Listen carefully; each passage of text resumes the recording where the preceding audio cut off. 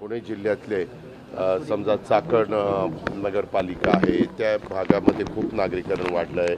लोणावळ्यामध्ये लोकसंख्या जरी कमी असले तरी लोणावळ्यामध्ये शुक्रवार शनिवार रविवारी येणारा नागरिकांचा वर्ग खूप मोठा आहे. त्याच्यावर तिथं कचरा ओला सुका हे ज्या समस्या आहेत. बारामती एक जिल्ह्यातलं महत्त्वाचं शहर आहे, तालुका आहे, तिथं एक आहे.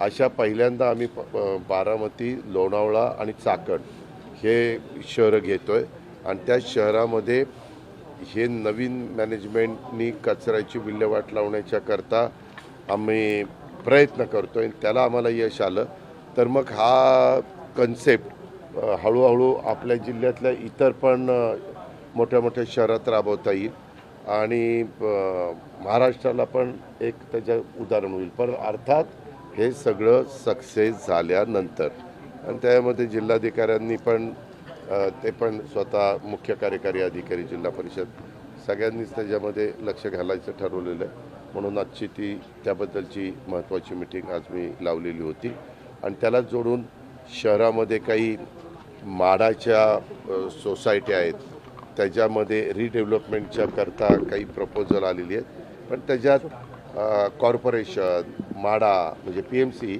माडा आणि तिथले स्थानिक लोकप्रतिनिधी ह्या सगळ्यांनाच इन्व्हॉल्व केल्याशिवाय ते प्रोजेक्ट पुढं जात नाही. काही ठिकाणी म्हाडाच्या सोसायट्यामधली घरं इतकी दयनीय झालेली आहेत की कधी काही तिथं घडेल सांगता येत नाही. त्याच्याहीबद्दल त्याच्यात आम्हाला म्हाडाची मदत लागणार आहे, त्याच्यात आम्हाला PMCची मदत लागणार आहे, तिथल्या लोकप्रतिनिधींची मदत लागणार आहे. तर हे सगळे प्रोजेक्ट पुढे जायला मदत होणार आहे. दुसरं आपल्याला सगळ्यांना माहिती आहे की UCIची मीटिंग ह्याच्यामध्ये रवांडा म्हणून आहे तिथं झाली आणि तिथं पुणे सायकल स्पर्धा यास मान्यता मिळालेली आहे.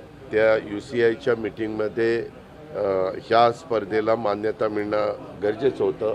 आता आंतरराष्ट्रीय सायकल स्पर्धा असेल म्हणजे पुण्याची आणि सोबत ऑलिम्पिक क्वालिफायर स्पर्धा देखील त्याच्यामध्ये असेल.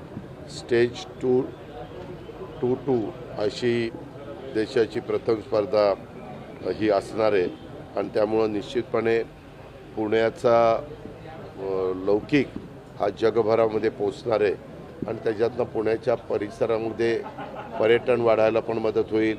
पुण्याचा ग्रामीण भाग पण ह्या निमित्तानं सगळ्यांना पाहता येईल. तो रूट पण आपण फायनल केलेला आहे. मागं तुम्हाला त्याबद्दलचं सांगितलेलं होतं. परंतु हे मात्र गरजेचं होतं. UCIची मीटिंग ही रवांडामध्ये झाली. तिथं आपल्याला मान्यता पुण्याच्या सायकल स्पर्धेला मिळणं अत्यंत गरजेचं होतं. ती आता मिळालेली असल्यामुळं आपल्याला जे साध्य करायचं होतं ते साध्य व्हायला मदत झाली.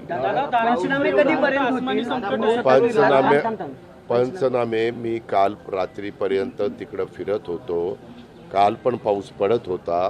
परवा दिवशी संध्याकाळपर्यंत असुरक्षित ठिकाणी लोक अडकलेले होते. त्यांना सुरक्षित ठिकाणी आणण्याच्या करता आपण मेहनत घेत होतो. त्याला आम्हाला मिलिटरी मदत करत होती. एअरलिफ्टिंगच्या करता हेलिकॉप्टर मदत करत होत्या. NDRFची टीम आपल्याला मदत करत होती. सगळं प्रशासन तिथलं राज्य सरकारचं त्या जिल्ह्याचं हे सगळेजण तिथं कामाला लागलेले आहेत आणि आता कालपासून आम्ही ज्यांच्या घरात पाणी वगैरे गेलेलं आहे त्यांना तातडीनं 5,000 रुपये घरात पाणी गेलेलं आहे अशांना आणि 5 किलो तातडीनं गहू आणि तांदूळ असं 10 किलो धान्य. परंतु काल माझ्या लक्षात आलं की तिथं त्यांची घरं पाण्यामध्ये गेलेले असल्यामुळे सगळं त्यांचं धान्य भिजलेलं आहे. धान्य खराब पण झालेलं आहे आणि त्याच्यामुळं त्यांना लगेचच कुठं चांगला निवारा मिळत नाही. काही बाबतीमध्ये आपण शाळामध्ये किंवा तिथं कार्यालय वगैरे असेल तिथं शिफ्ट केलेलं आहे. पण त्यांना हे 10 किलो पुरणार नाही. आम्ही त्याच्याबद्दल ते वाढवण्याच्या करता मुख्यमंत्र्यांच्या बरोबर चर्चा करून त्याच्यात अधिक कशी मदत करता येईल धान्याच्या बाबतीत ती आम्ही करतो आहे. काल देशाचे गृहमंत्री अमित शाह साहेब आपल्या राज्यामध्ये आलेले होते. आपण हे जे काही घटना घडली त्याच्याबद्दल पंतप्रधानांनाही पत्र दिलेलं आहे की आम्हाला ह्याच्यामध्ये मदत करा. डिझास्टरच्या संदर्भात अशा प्रकारची नैसर्गिक संकट आल्यानंतर एक कमिटी केंद्र सरकार नेहमीच नेमतं.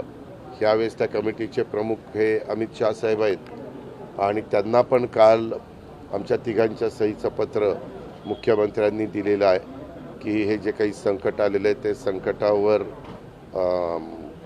त्या लोकांना संकटातनं बाहेर काढण्याच्याकरता राज्य सरकार मनापासून प्रयत्न करते, पण तिथं केंद्र सरकारने पण ह्याच्यामध्ये आम्हाला मदत करावी. मागे पंजाबमध्ये आणि हिमाचल प्रदेशमध्ये ह्या गेल्या महिन्यामध्ये अशा प्रकारचं घडलं, त्यावेळेस तिथं मदत झालेली आहे. आणि महाराष्ट्रात पण ज्या वेळेस अशा प्रकारची संकटं आलेली आहेत किंवा देशातल्या कुठल्याही राज्यावर आलेली आहे त्यावेळेस साधारण आढावा घेऊन केंद्र सरकार मदत करत असतं. आणि म्हणून ती मागणी स्वतः गृहमंत्री मुंबईत संध्याकाळचा कार्यक्रम होता त्यावेळेस मुख्यमंत्र्यांनी केलेली. मी तीन बोलले तर मी गाडीत बसून निघून जाईल. संकट असताना धाराशिवचे जिल्हाधिकारी एका सांस्कृतिक कार्यक्रमात नाचताना दिसतात. दादा एक वर्तनालय काय कुठे नाही दादा, शारदीय नवरात्रोत्सव तुळजापूरमध्ये पार पडत होता. काल सांस्कृतिक कार्यक्रम तिथे झाला आणि तिथले महसूल अधिकारी आणि ज्या कलेक्टर आहेत त्यांनी या सगळ्या जिल्हाधिकारी या सगळ्यात त्यांनी सहभाग घेत मंचावरती नृत्य झाल्याचा एक व्हिडिओ व्हायरल होतोय. काल रात्री तो सगळा शारदीय नवरात्रोत्सव तुळजापूरमध्ये पार पडला. मला त्याबद्दल काही माहिती नाही. आपण आत्ता माहिती दिली कारण सकाळी लवकर इथं 6:30 मी आलेलो आहे. थांब रे बाबा, आलेलो आहे. त्याच्यामुळं मी माहिती घेऊन त्याच्या संदर्भातलं माझं स्टेटमेंट करेन. हवामान विभागाने सुद्धा परत एकदा रचला जात होता त्याच्या संदर्भात एसआयटी नेमण्यात आलेली आहे. ज्या वेळेस अशा प्रकारच्या कुणाच्याबद्दल गंभीर तक्रारी येतात त्याबद्दलची काळजी सरकारला घ्यावीच लागते. तो कॉमन मॅन असेल किंवा तो कुठल्याही क्षेत्रामध्ये काम करणारी व्यक्ती असेल किंवा लोकप्रतिनिधी, त्या प्रकारे आपण त्याची चौकशी करतोय. 27, 28, 29 पुन्हा हवामान विभागाने इशारा दिलाय. हे खरं आहे. त्यांनी रेड अलर्ट म्हणून रेड अलर्ट होण्याची शक्यता आहे असं सांगितलेलं आहे. मी तरी सोलापूर, धाराशिव, बीड आणि ह्याच्यामध्ये संभाजीनगरला फिरत असताना त्यांना सांगितलं तुम्ही सगळ्यांनी अलर्ट राहावा. आम्ही त्याच्याबद्दल डिझास्टर मॅनेजमेंटला पण सांगितलेलं आहे. डिझास्टर मॅनेजमेंट पण